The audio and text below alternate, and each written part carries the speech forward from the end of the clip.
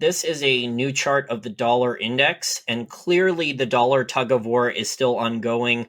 After the dollar index got up on March 20th to 102.82, it then crashed because of all the crazy Fed announcements with all their guarantees, the unlimited QE, all the emergency backstop programs that they issued the press releases, and then didn't really start to buy anything. The Fed, the first week of April, was able to get large corporations to be able to fundraise record amounts of corporate bonds.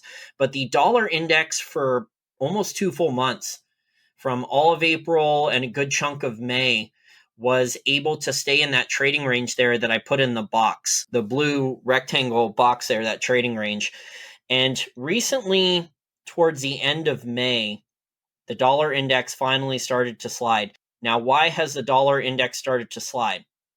I think this has to do with how much currency and credit and the Fed's balance sheet, because the real economy is not recovering yet. So hopefully the real economy will restart soon. That's what we really need at this point.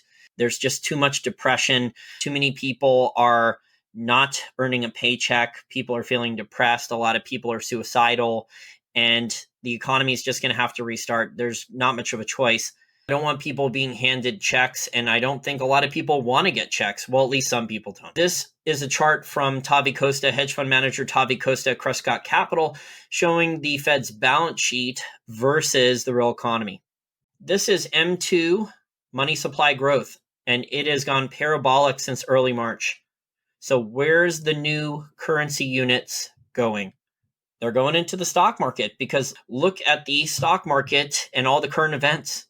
None of these should be bullish for stocks. And yet the stock market, when I'm doing this short video, the Dow futures are already back above 26,000. What an amazing rally. Too bad it's not being done on any fundamentals whatsoever. This is the main reason I think the dollar index has started to slide. This has to do with how much Treasury borrowings the US Treasury is going to need in the next few months for the second quarter. It's an absolutely enormous sum, and it's just getting started. In May, it was hundreds of billions of dollars, and it's going to be even more than that going forward, because in April, the normal tax date, normally the US Treasury is flush with cash by the end of April because of tax day. And that's not the case. So historically, April is very good for taxes and did not happen this year. So there's going to be a record amount of Treasury borrowings, and that's probably why the dollar on a relative basis is starting to look a little weak.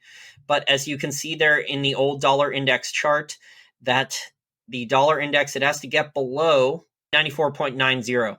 So the dollar index has to get below 94.90. Otherwise, it's going to continue to be in this wide trading range with the dollar tug of war, which I think it will. The dollar tug of war should continue. Someone else has described it as a seesaw, but I think the tug of war it's a similar analogy to the tug of war. But I think the tug of war will continue because there is still demand for dollars, especially for emerging markets outside the US.